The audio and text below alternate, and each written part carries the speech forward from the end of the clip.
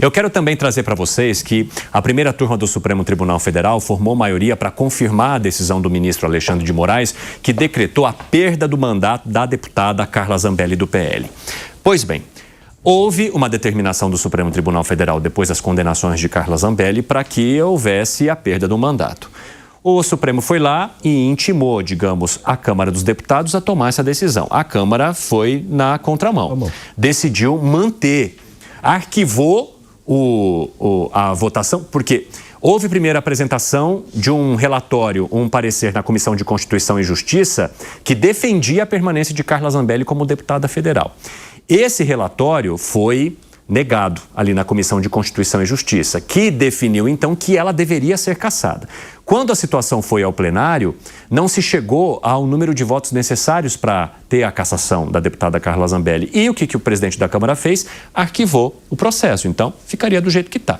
A deputada se manteria com o seu cargo. Aí, isso volta para o Supremo Tribunal Federal e o ministro Alexandre de Moraes fala: de jeito nenhum.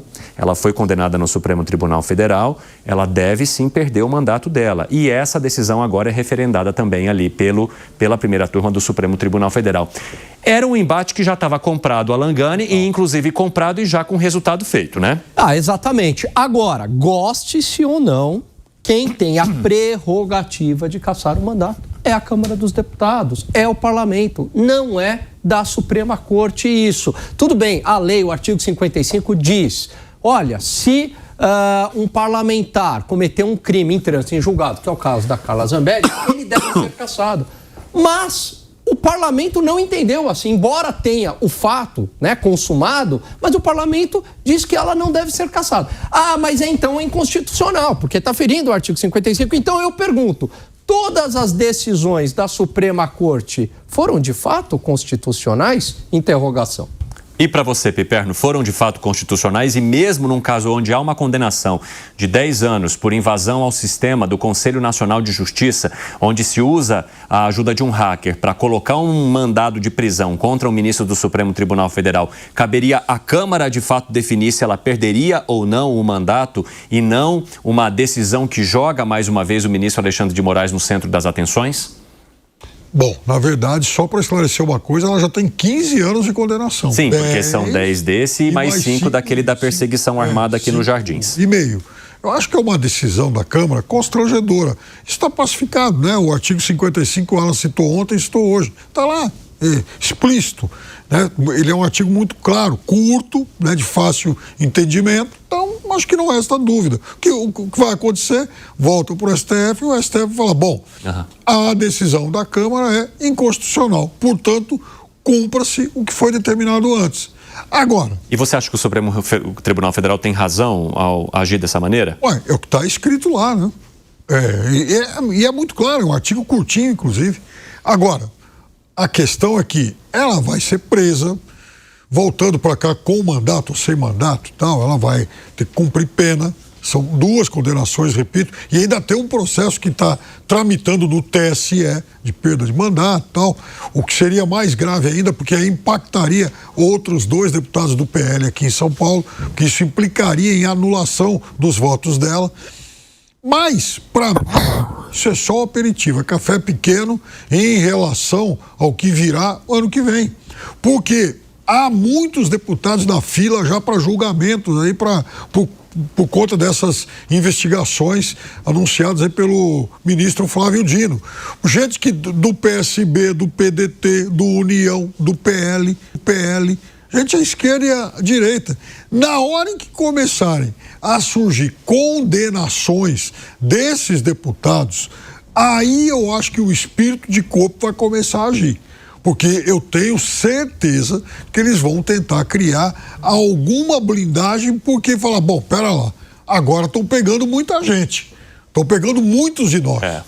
Então, o que nós vamos fazer? Eles vão tentar neutralizar. E para você, Bruno Moza?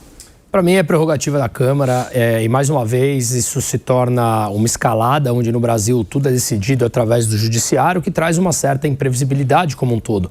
Mas você acha que faria sentido a manutenção do cargo de uma deputada com todos as benesses do cargo, mesmo ela sendo condenada no Supremo Tribunal Federal? Não. Se ela está condenada e tem provas e teria provas suficientes, as benesses não.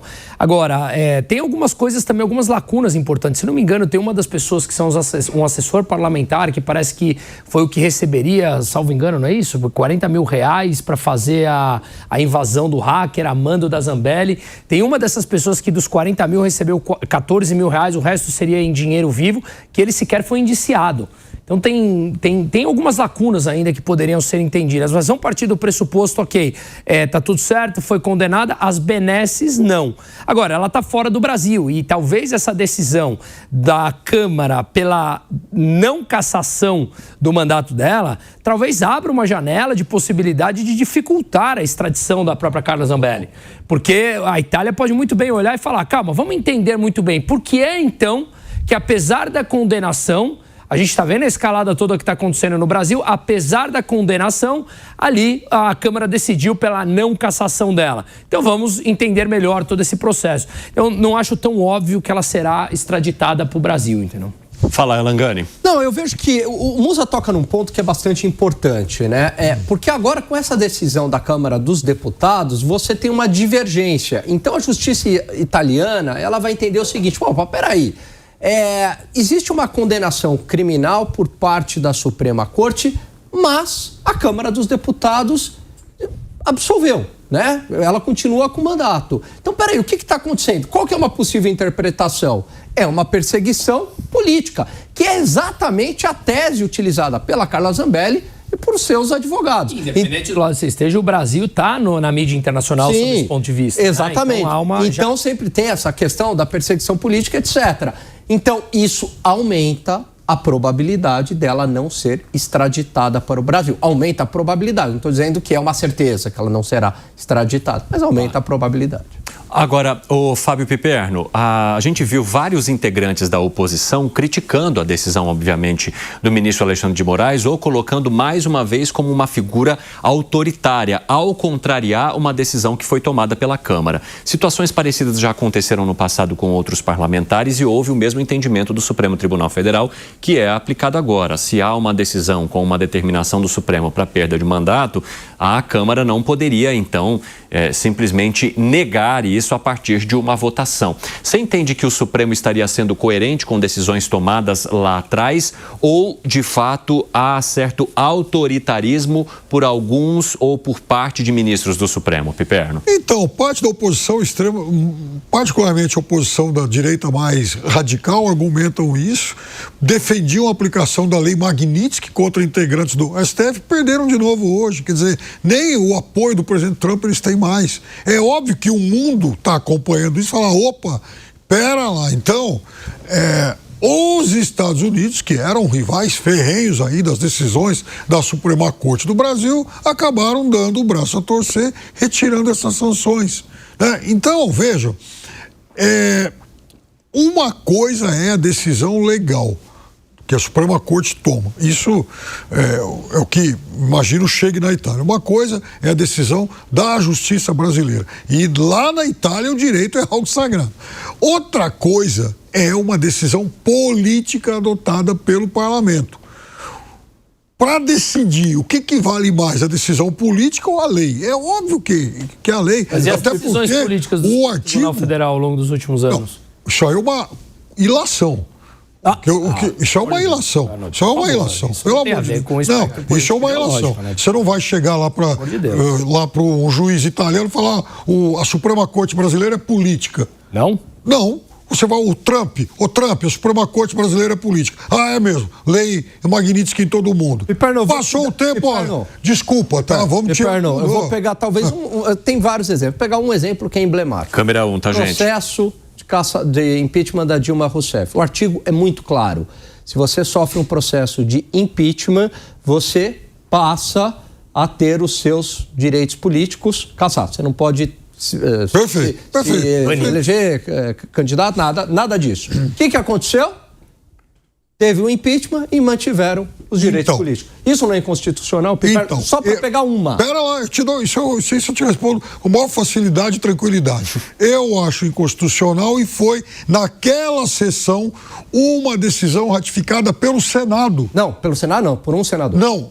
Como por um senador. Um senador? Por um senador? Por quê? Um senador. Como um senador? Quem que foi ali a dupla que conduziu aquilo? Foi o Renan Calheiros, juntamente com o ministro Lewandowski. Puseram em votação. Não foi majoritário do Senado. Não, aquela foi a decisão final. E colocaram em votação. Foi em votação. Tudo. Inclusive, eu me lembro, Alan Gani, pega... Eu lembro Bom, a gente vai tirar... Pega, por exemplo, a manifestação naquela tarde lá da ministra, da então senadora Cátia Abreu.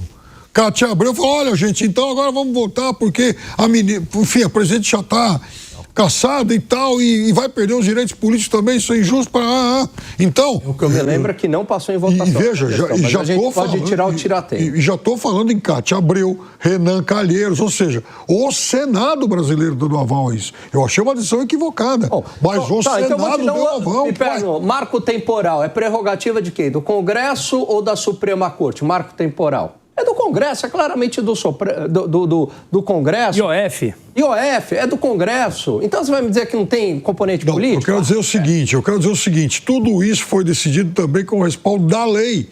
Eu acho que a única elemento que a gente precisa trazer aqui também...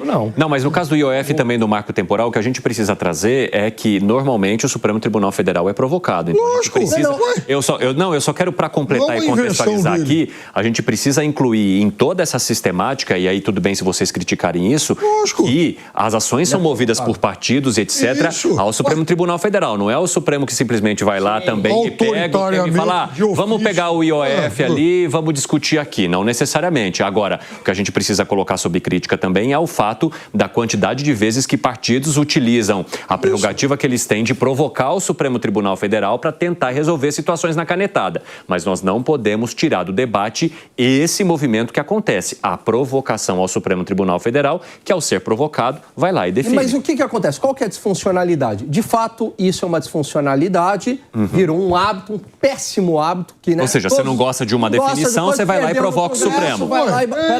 Peraí. Isso é verdade, virou um péssimo hábito. Só que, em vez do Supremo simplesmente falar o seguinte... Não compete a mim. Não, falar assim, é inconstitucional ou é constitucional, ele dá um passo além. Ele fala, é inconstitucional e propõe a lei. Propõe o ajuste da lei. Então, você pega lá caso de aborto, caso de descriminalização das drogas, o Supremo vai lá e legisla. Então, ele deveria falar, é inconstitucional, volta para o parlamento. Quem é que tem a função de legislar? O parlamento. Mas, muitas vezes, a Suprema Corte diz se é constitucional ou não inconstitucional e coloca a lei. A gente viu recentemente a mudança da lei do impeachment. A quem compete a mudança da lei do impeachment? Sim, claro. Ao Congresso Nacional. E não a decisão de um ministro monocraticamente. Então, aí que está a disfuncionalidade e aí que está o caráter político, Fábio Piperno. E não mudou a lei. O ministro, inclusive, e não foi... Não, eu estou pegando um exemplo. Mas ele agiu politicamente.